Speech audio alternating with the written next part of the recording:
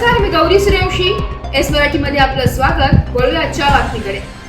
इंस्टाग्रामवरील story दुसऱ्याला share केल्याचा जाब विचारणाऱ्या तरुणाला 10 ते 15 जणांनी बेदम मारहाण केल्याची घटना शनिवारी शहरात घडली आहे. रवी बेगानिया यांनी दिलेल्या फिर्यादीनुसार शौर्य दिनानिमित्त आर्यन बेगानिया यांनी इंस्टाग्राम अकाउंटवर ठेवलेली स्टोरी त्याचा मित्र मिजान शेख यांनी दुसऱ्याला शेअर केली होती. त्यावरून वाद होऊन मिजान शहा, अयान शहा, आवेश शहा, सोनू, फईम शेख आणि त्यांच्या सोबत असलेल्या 10 ते 15 जणांनी आर्यनला बेदम मारहाण केली आहे.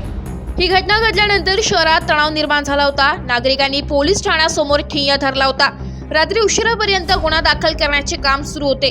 दरम्यान रात्री उशिरा गुन्हा दाखल झाल्यानंतर 6 जणांना ताब्यात घेण्यात आले. मात्र या घटनेचे पडसाद मोठ्या प्रमाणात उमटले आणि सकल हिंदू बांधवांनी रविवारी पिंपळगाव येथील निफाड फाटा येथून हजारोंच्या संख्येने मोर्चा काढलाय.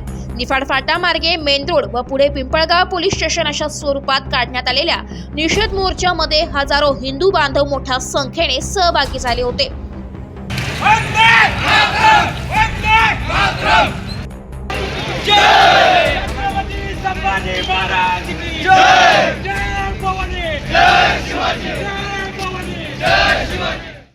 निषेध मोर्चा पिंपळगाव पोलीस स्टेशन मध्ये गेल्यानंतर उर्वरित आरोपींना त्वरित अटक करा म्हणून ठिय्या आंदोलन करण्यात आलं.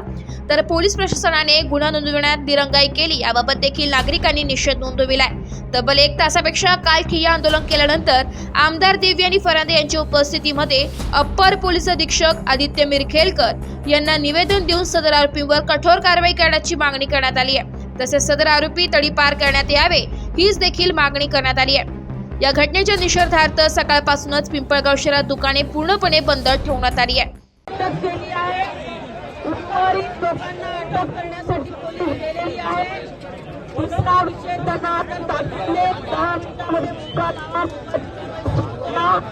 आणि 4था विषय कोम्बिंग ऑपरेशन करा आणि अतिक्रमण असेल त्याच्यावरती बुलडोजर फिरवा.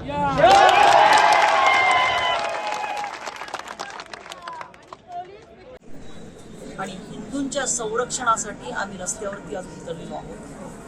आज पोलिसांची माझी चर्चा झालेली आहे की त्याला बरगड्या त्याच्या मोडल्यात, त्याला जिवे मारण्याचं काम केलेलं आहे. मॉब लिंचिंगचे जे काही गुन्हे असतात ते दाखल करावे. पोलिसांनी त्याच्यावरती अटेम्प्ट टू मर्डर, ॲट्रॉसिटी अशा पद्धतीचे गुन्हे दाखल केलेले आहेत.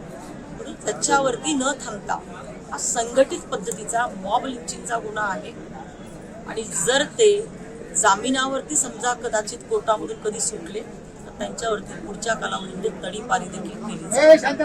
त्यामुळे अशा लोकांना पिंपळगावमधनं हद्दपार करण्यात येईल. जो अशा पद्धतीने कायदा हातामध्ये घेत असेल तर ते चालणार नाही. आणि हिंदू धर्म हा आमचा प्राण आहे आणि ह्या देशाची शान आहे. त्याचा अवमान आम्ही ह्या हिंदुस्थानमध्ये सहन करणार नाही. जो हिंदू आमच्या दलित समाजातील एका तरुणावरती काही हिंदू धर्माच्या विषयाच्या बाबतीमध्ये पोस्ट टाकल्यानंतर त्याला बाजारामध्ये गेल्यानंतर 24-25 मुसलमानांनी त्याला बेदम मारलं, जिवे मारण्याचा प्रयत्न केला. त्याच्यामध्ये त्याच्या 2 बंदुक्या घेतल्या. आणि हा हल्ला जर हिंदू धर्माची पोस्ट टाकल्यानंतर जर असा हल्ला होत असेल तर हा हल्ला का एका युवकावरती नाही, हा हिंदू धर्मावरचा.